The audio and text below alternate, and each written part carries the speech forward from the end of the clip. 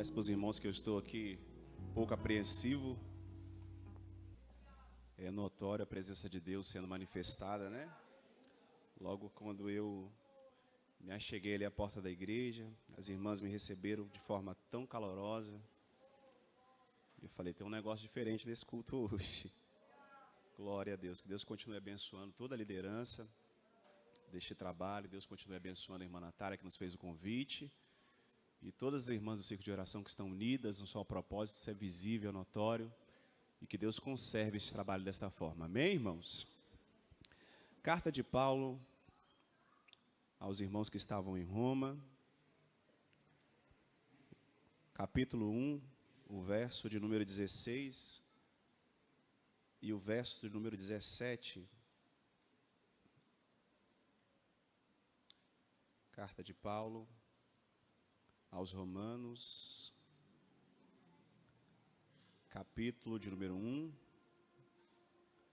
verso de número 16 e 17. Os irmãos que acharam, digam amém. Leamos assim o texto sagrado. Porque não me envergonho do evangelho de Cristo, pois é poder de Deus para a salvação de todo aquele que crê, primeiro do judeu e também do grego, porque nele se descobre a justiça de Deus, de fé em fé, como está escrito, mas o justo viverá pela fé.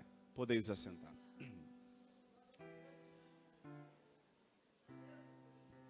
Amados, eu confesso que desde o congresso de missão, o Senhor tem colocado esta mensagem ao meu coração e principalmente pelos relatos que foram declarados, em específico pelo filho da nossa irmã Débora, a respeito da responsabilidade da obra missionária e o compromisso da igreja na face da terra.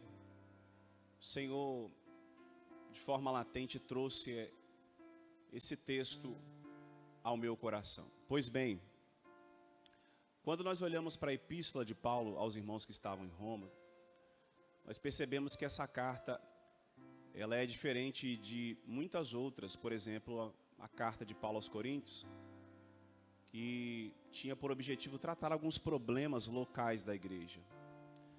Essa carta é diferente, porque ela é quase uma espécie de tratado teológico, em que Paulo não tem por objetivo resolver um problema local da igreja, mas Paulo tem por primazia mostrar para os irmãos que aquele que confia no Senhor, ele viverá pela fé. Paulo aqui também traz nessa epístola uma das doutrinas mais famosas, que são pilares do Evangelho, que é a doutrina da justificação. Esta epístola de Paulo aos irmãos que estavam em Roma é uma epístola tão forte que ela influenciou diversos homens ao longo da história. Traz como Aurélio Agostinho, que certa feita, estando ele na casa do seu amigo Alípio, um homem distante da presença de Deus, recebendo um clamor contínuo de sua mãe Mônica, que vendo a situação que este homem vivia, clamava para que Deus transformasse a sua vida. Ele ouve uma criança cantando Pele Lege, traduzido significa pega e lê. E ele pega justamente os escritos de Paulo aos irmãos que estavam em Roma, no capítulo de número 16. E quando ele lê o capítulo de número 16, esta palavra vai de encontro ao seu coração e a sua vida é transformada. E dali para frente, Aurélio Agostinho nunca mais foi o mesmo. Por que não dizer de John Wesley, que quando ouvira exposições, pregações a respeito desta epístola, foi impactado pelo Espírito Santo e mudou a sua vida, influenciado por esta carta. Por que não falarmos de Martinho Lutero, que quando leu, principalmente esses versículos em que nós lemos aqui, que justamente Paulo declara que o justo viverá pela fé, ele traz um movimento que muda a história do Evangelho na face da terra, a chamada Reforma Protestante. Então estamos diante de uma carta que influenciou grandes homens de Deus, grandes homens que foram tocados pelo Espírito Santo através dessa carta. É interessante que Paulo está escrevendo aqui aos irmãos que estão em Roma, e algo me chama muita atenção, porque Roma era o maior império naquela época. Para a gente poder equiparar aqui e comparar, poderíamos comparar os Estados Unidos. Um império muito forte, que foi criado aproximadamente a partir do ano 700. Começou como um reino, se tornou uma república e posteriormente se tornou um império. Um império vasto, um império poderoso, um império que conquistou muitas terras. E dentre estas terras que este império conquistou, estava ali também a Judéia. Diante disso, nós percebemos que este império poderoso, este império grande, este império que dominou muitos países ao seu derredor, é um império que precisava ser marcado pelo Evangelho. E o que me chama a atenção é que alguns dizem que quem fundamentou esta igreja foi Paulo, outros dizem que quem fundamentou a igreja de Roma foi Pedro, mas na minha humilde opinião, não há que se falar que Paulo, não tem pouco Pedro que fundou esta igreja, mas na minha humilde opinião, quem fundou esta igreja foi os próprios romanos. A resposta está justamente em Atos dos Apóstolos, capítulo número 2, quando estavam os irmãos reunidos no mesmo lugar, num só propósito, e pessoas de diversas nacionalidades estavam ali naquela região para receber a descida do Espírito Santo diante de uma promessa que Deus havia feito. O Espírito Santo de Deus desce sobre irmãos de diversas nacionalidades, dentre eles romanos. E esses irmãos foram os mesmos que levaram o Evangelho em diversos lugares do mundo, dentre esses lugares, a própria Roma. Irmãos que saíram de Jerusalém, e quem sabe passam pelas vias que foram criadas em Roma, via Aurélia, via Valélia, via Ápia, que eram avenidas que possibilitavam diversas pessoas ir para o Império Romano. De repente, durante o caminho, foram levando o Evangelho, e este Evangelho chegou até o centro, a capital de Roma, o maior império do mundo. Paulo tinha por desejo ir até esta igreja, que apesar de não ter ele fundado, apesar de ele não ter estabelecido esta igreja, porque Paulo não tinha por princípio estabelecer igreja em fundamento alheio, mas ele tinha um carinho pelas obras que esta igreja estava realizando, e era notório, e era de conhecimento de todos o crescimento desta igreja. Diante disso, Paulo esboça o desejo de ir até esta igreja, mas acredito que o próprio Espírito Santo impedira Paulo de ir até a Roma, mas ele tinha este desejo de ir até a Roma, de anunciar o Evangelho, de compartilhar com os irmãos as boas novas e receber também os testemunhos dos irmãos que estavam ali crescendo, amadurecendo, expandindo o Evangelho na face da terra. Mas o que mais me chama a atenção quando nós lemos o capítulo 1, verso de número 16, Paulo diz: porque não me envergonho do Evangelho de Cristo, pois é poder de Deus.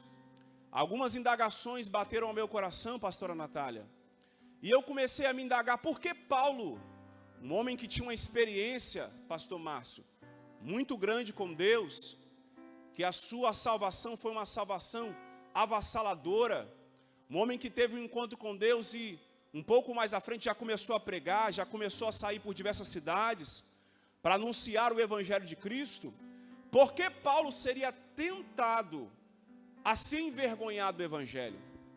Porque Paulo teria vergonha deste Evangelho que transformou a sua vida e que transformava a vida de diversas pessoas na face da terra.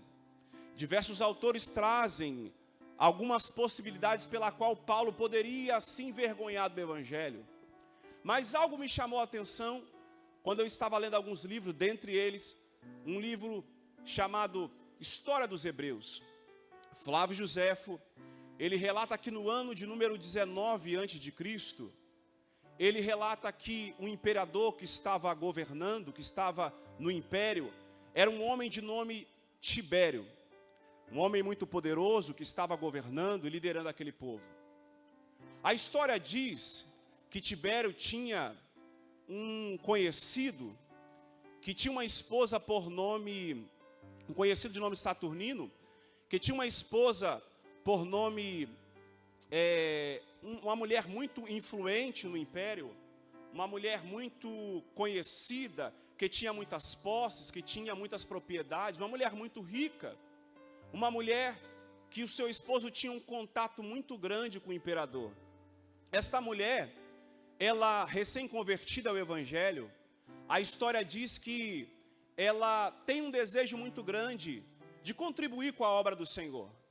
4 judeus, que a Bíblia não declara o seu nome, 4 judeus que a história, melhor, não declara o seu nome, mas eles chegam até essa mulher de nome Fúvia e pedem uma oferta para que eles possam levar até a sua cidade natal e para que eles possam contribuir com a obra do Senhor. O interessante é que esta mulher de coração aberto, de bom grado, ela contribui com estes 4 judeus. Esses homens, em vez de agora pegar esta oferta e levar até Jerusalém e apresentar à igreja, eles desviam esta oferta, tomam para si. Aquilo não soa muito bem em Roma, a capital do império. Aquela notícia começa a espalhar e chega até aquela cristã prosélita de nome conhecido no meio da sociedade. A história diz que esta mulher chega até o seu marido, traz esses relatos a respeito dessa doação que ela havia feito, e essa oferta havia sido desviada, e este homem por nome Saturnino vai até o imperador Tibério e conta esta história.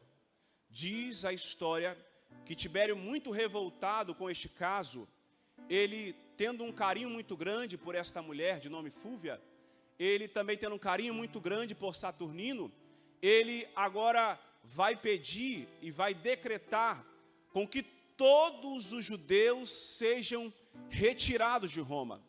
Os judeus agora são tratados como ladrões de oferta, como homens que desviam a oferta que era direcionada para a casa do Senhor. Aí talvez alguém venha dizer, Jason, mas a epístola de Paulo aos Romanos está por volta do século de número 40.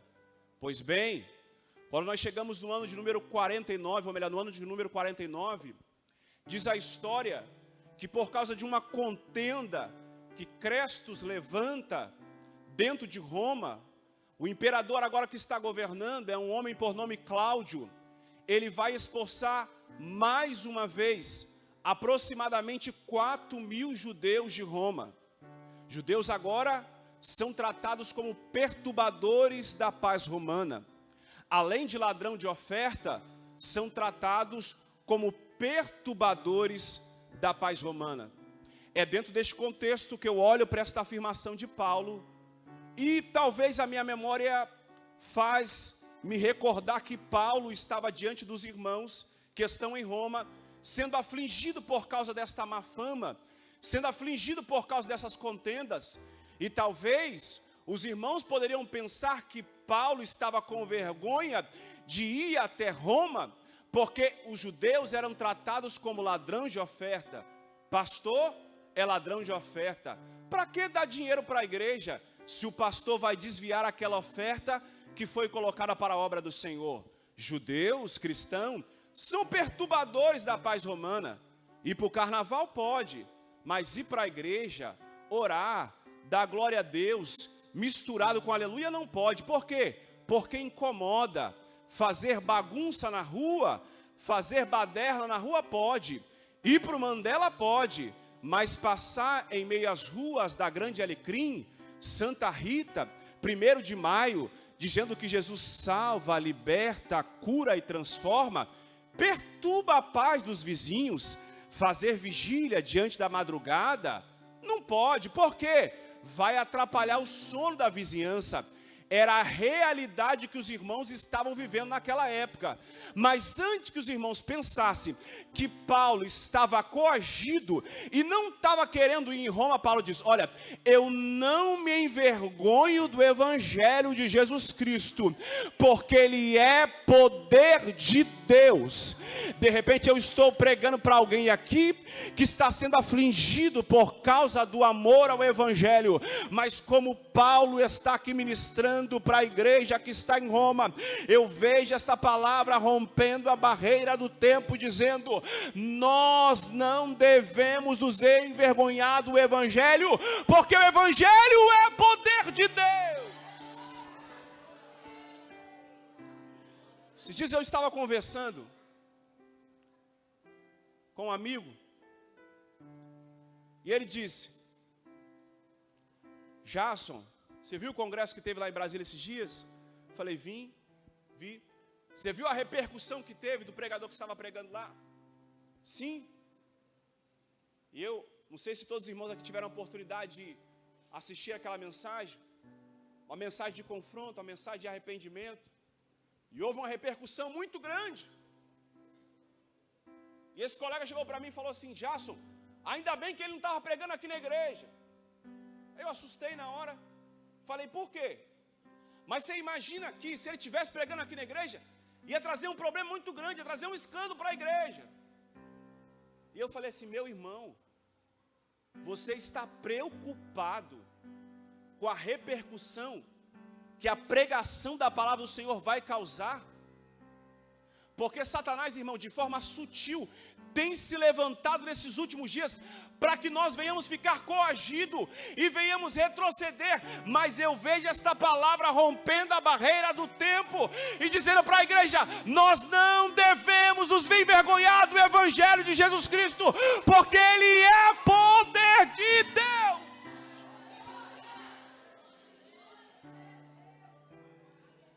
E alguns motivos aqui eu gostaria de elencar para os irmãos,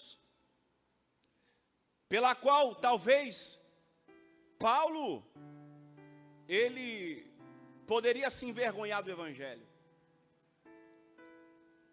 Um dos primeiros motivos que talvez Paulo poderia se envergonhar do evangelho é porque o evangelho era identificado com um carpinteiro que foi crucificado. Talvez, quem sabe, os romanos olhavam para a pregação do evangelho e falavam: isso é loucura. Um carpinteiro que nasceu na manjedoura, um homem que cresceu sem pompa, um homem que entrou no jumentinho em Jerusalém, um homem que foi crucificado. O nosso império é um império forte, é poderoso. Isto é loucura. Este evangelho é balela. Talvez, quem sabe, Paulo poderia se envergonhar do evangelho, porque naquela época, como hoje, os sábios do mundo nutriam um desprezo pelo evangelho. 1 Coríntios capítulo número 1, verso número 18: porque a palavra da cruz é loucura para os que perecem, mas para nós que somos salvos é o poder de Deus. 1 Coríntios capítulo número 1, verso número 23: nós não pregamos o Cristo crucificado, que é escândalo para os judeus e loucura para os gregos, porque os sábios daquela época olhavam para Jesus e diziam: é loucura, é um lunático. Mas quem conheceu Jesus Cristo de verdade, quem teve o encontro com aquele que morreu na cruz do Calvário, sabia que ele veio para salvar e libertar a humanidade.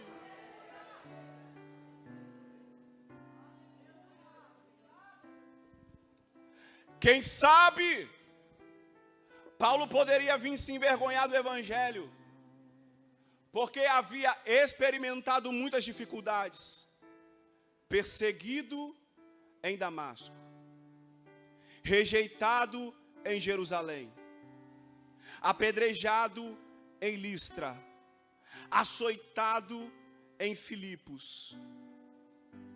enxotado em Tessalônica e Bereia, chamado de tagarela em Atenas, taxado como impostor em Corintos, preso, sofreu naufrágios, picado por serpentes.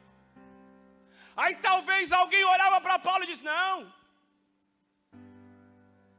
Paulo tem que ter vergonha deste evangelho. Aí Paulo está olhando e está dizendo: ainda que alguns se envergonhem do evangelho, eu sei o que ele é. Eu sei quem morreu na cruz do Calvário por mim. As presentes dores deste século não podem ser comparadas com a glória que há de ser revelada. Porque de repente eu estou pregando para alguém aqui que a luta está ferrenha, que a dificuldade está difícil para você, as portas estão fechadas e você está recuando, mas Deus está dizendo: avance, avance, porque o evangelho é poder de Deus.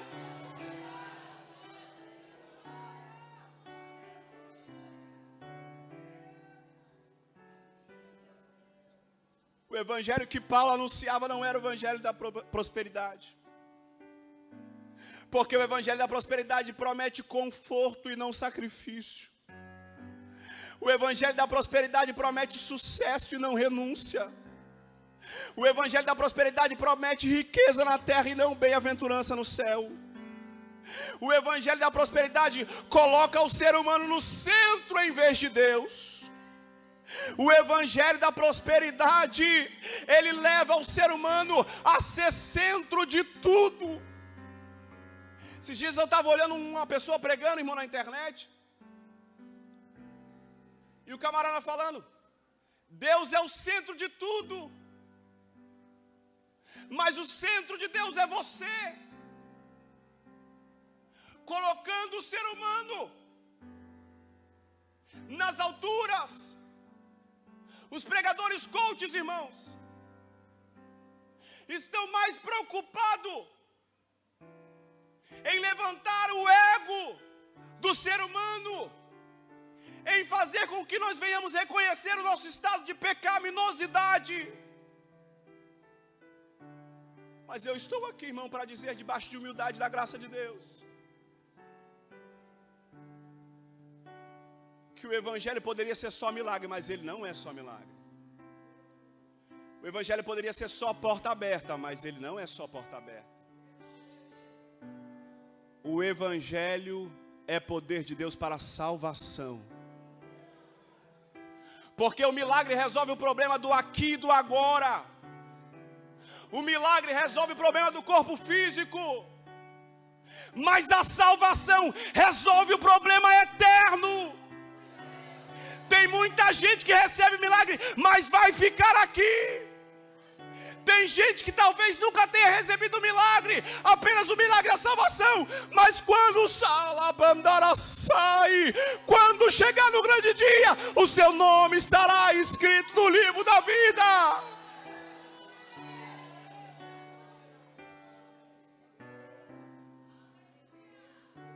Paulo quase não tinha onde se repousar, Jesus quase não tinha onde se repousar.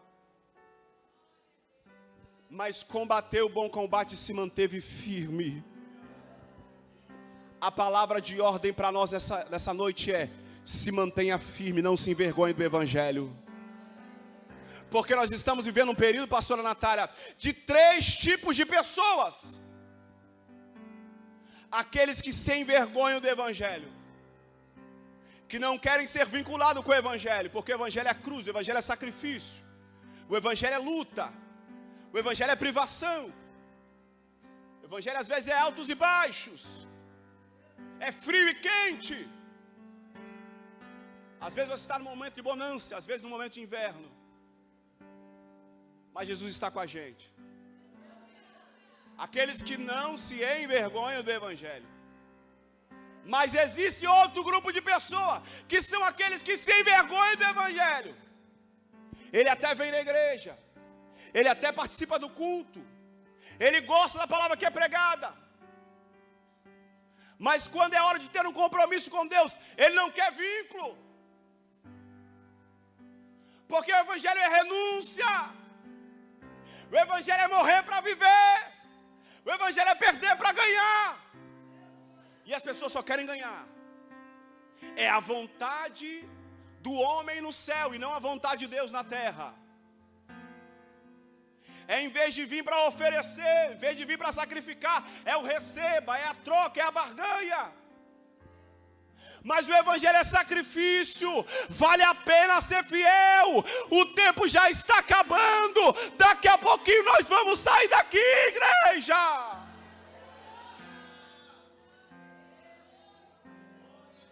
São as pessoas que se envergonham do evangelho. Gosta do culto, participa do culto. Gosta do culto de Deus, mas não se tem envolvimento com Deus do culto. Gosta da casa de Deus, mas não tem envolvimento com Deus da casa. Gosta da palavra de Deus, mas não tem envolvimento com Deus da palavra. Gente que se envergonha do evangelho. E tem aqueles que são a vergonha do evangelho. Estão dentro da igreja, participam do culto, mas a sua vida não testemunha o verdadeiro evangelho. Irmãos, não dá para cortar caminho. Olha os nossos cantores, estava conversando com a rádio nesses dias. Olha os nossos cantores, irmãos. Aqueles que representam, de certa forma, os nossos cenários. Gente que um dia está aqui dentro cantando nossos púlpitos, daqui a pouquinho está envolvido com a homossexualidade. Gente que canta nos nossos eventos, e daqui a pouquinho começa a mudar o comportamento. Gente que é a vergonha do evangelho. Mas entre aqueles que se envergonham e daqueles que são a vergonha, tem aqueles que não se envergonham do evangelho de Jesus Cristo, porque sabe o que ele é. E para esses Paulo diz: mas o justo, mas o justo, mas o justo viverá pela fé. Mas eu não estou vendo Deus, eu não estou vendo a porta abrir, a minha casa está em ruínas, o vizinho está olhando para a minha casa e está dizendo: mas tu não é crente, mas tu não é a varoa de oração, mas tu não é irmã do coque. Aquilo bate na tua alma, e esta palavra está vindo como uma espada de dois gumes, cortando de alto a baixo para dizer: não se envergonhe do evangelho, porque ele é poder de Deus. É poder de Deus. Ei, mulher, Deus está dizendo: o evangelho é poder de Deus. E o poder de Deus entra na tua casa, entra na tua família, entra no teu casamento, no teu ministério, no teu emprego. O evangelho é poder de Deus. É por isso que a retaliação é grande, irmão. É por isso que a peleja é grande contra a tua vida. Porque tem um tesouro que foi colocado dentro de você. Eles até te criticam, mas na hora que o bicho pega, chama você para orar. Sabe por quê? Porque tem algo dentro de você. É uma semente que foi plantada e produziu frutos. Labandacebe carassubi andalaçá. Eu estou sentindo Deus muito forte aqui, irmão. E Deus está me dizendo: há um tempo de renovo para essas mulheres. Há um tempo de crescimento para essas mulheres. Há um tempo de graça para essas mulheres. Não retrocedam, não recuam. O poder de Deus está fortalecendo vocês.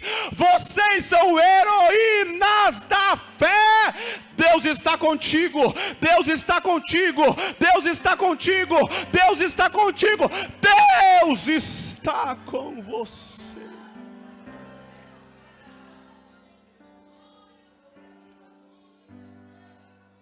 Orar para as irmãs dessa noite. Eu quero orar, eu quero parar por aqui.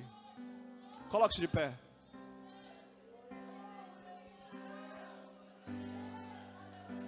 Entra no quarto.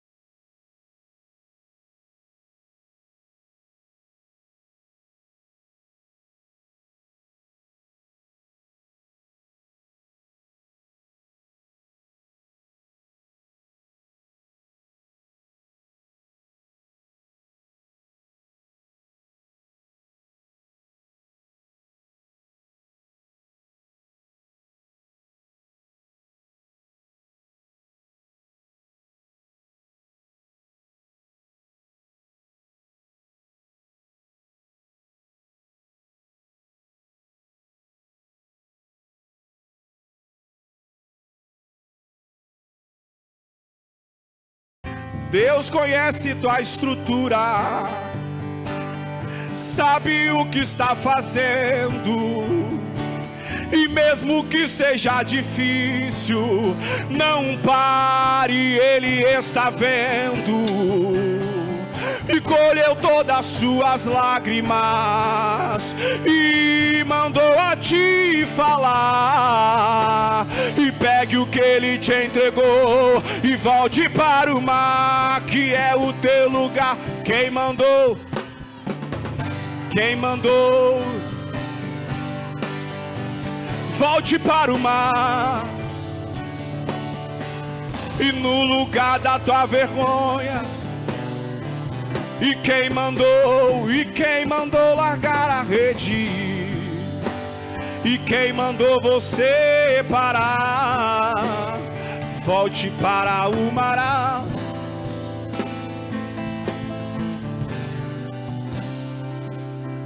Filho, eu vou te...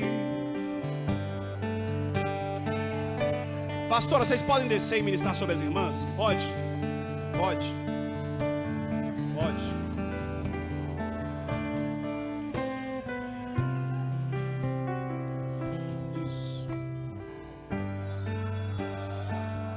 A igreja estende a mão para cá, a igreja estende a mão para cá. Isso. Pode ir em posição de mãos, irmão. Vai passando. Isso. Isso.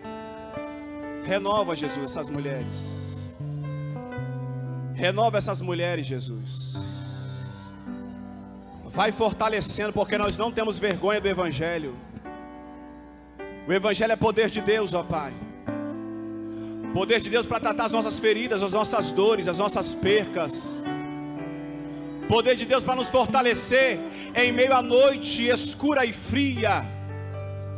Poder de Deus, ó Pai, para nos colocar de pé, ó Pai. Tem mulheres aqui que estão com o coração amargurado, angustiada. O casamento está passando por uma crise. A vida espiritual não está muito bem, mas estão firmes, ó Deus, estão de pé, Jesus. Porque não se envergonham do Evangelho, porque sabem o que o Evangelho é, meu Deus. Porque se a porta abrir, elas estão de pé. Se a porta fechar, elas estão de pé. Se tiver de dia, elas estão de pé. Se tiver de noite, elas estão de pé. Ó Deus, com dinheiro no bolso, elas estão de pé. Sem dinheiro no bolso, elas estão de pé. Ó Deus, com luta, elas estão de pé. Sem luta, estão de pé. No deserto elas estão de pé. No oásis elas estão de pé. Ó Deus, na bonança elas estão de pé. Na luta elas estão de pé. No fundo do poço elas estão de pé. Mas no manancial nós estaremos de pé, Deus. É por isso que nós estamos orando. Enche essas mulheres de fogo, poder e unção, ó Pai. Fortaleça com graça, com autoridade, com ousadia, meu Pai. Eu posso dizer com propriedade: a nossa casa é do Senhor Jesus, ó Deus. Então toma os lares dessas mulheres, ó Pai. Toma a casa dessas mulheres, ó Deus. Os filhos, ó Deus. Os filhos, ó Pai, que são herança do Senhor, meu Deus. Nós não se envergonhamos do Evangelho, porque nós sabemos que ele é poder de Deus, meu Pai. Nós reconhecemos o poder do Evangelho. Vai nas nossas casas agora, Deus. Vai nos nossos filhos agora, ó Pai. Toca nos nossos filhos, ó Pai. Traga um desejo de arrependimento, Jesus. Arrependimento, Jesus. Nós queremos que os nossos filhos subam para as mansões celestiais, ó Pai. Toca nos nossos filhos, toca na nossa herança, restaura, Pai, para que o Teu nome seja glorificado. Deus, quantos maridos aqui representados, Pai, maridos que estão distantes da Tua presença, meu Pai, casamentos que quem sabe estão por um fio, ó Pai, mas Tu és poderoso, Tu és grande, Tu és o Deus que pode entrar com providência, trazer, meu Pai, a esperança, aonde não há esperança, trazer força, aonde não há força, trazer vigor, Pai, aonde não há vigor, Pai, colocar de pé aquele que está caído, que está fraco, que está desanimado. Deus, essas mulheres são colunas, ó Deus. Essas mulheres são colunas, ó Deus. Essas mulheres são colunas, ó Deus. Então eu te peço, quem sabe, ó Deus, tem aquela coluna que o reboco já está descascando, que a ferragem já está enferrujada. Eu te peço, Senhor, uma reforma. Tapa as brechas dessas colunas, ó Deus. Reforma essas ferragens, ó Pai. Dá vigorosidade para essas mulheres, ó Pai. Nós precisamos desse círculo de oração de pé, Deus. Nós precisamos dessas mulheres em oração, Jesus. Então eu te peço, Deus, dê graça, dê graça, dê graça, dê graça para que o Teu nome seja glorificado através dessas mulheres, em nome do Senhor Jesus, em nome do Senhor Jesus, em nome do Senhor Jesus, em nome de Jesus. Muito obrigado, Jesus. Muito obrigado, Jesus. Glória a Deus. Glória a Jesus. Gostaria de perguntar se tem alguém que ouviu esta palavra. Essa palavra foi de encontro ao seu coração, à sua alma, e você ainda não teve encontro com Jesus. Você quer ter um compromisso com Deus da palavra nessa noite? Basta você estender uma das suas mãos, reconhecendo Ele como um único suficiente Salvador da tua alma, da tua casa. Entregar sua vida para Jesus. Eu sei que Ele tem poder de mudar a sua história. Onde está você? Quer entregar sua vida para Jesus? Levante sua mão, vem aqui à frente. Já vamos passar para as irmãs. Estarão orando por você. Tem alguém nessa noite que quer entregar sua vida para Jesus? Esta é a oportunidade dele mudar a tua vida, mudar a tua história. Eu não mudo. Irmã Natália não pode mudar. Pastor Elias não pode mudar. Mãe Joelma não pode mudar. Mas o Deus que nós servimos, Ele tem poder. Tem alguém que quer entregar sua vida para Jesus? Vem, não perca a oportunidade. A porta da salvação está aberta para você, meu irmão. A porta da salvação está aberta para você, minha irmã. Quem sabe pode ser sua última oportunidade. Tem alguém? Se não tem, eu retorno a palavra a quem de direito em nome de Jesus.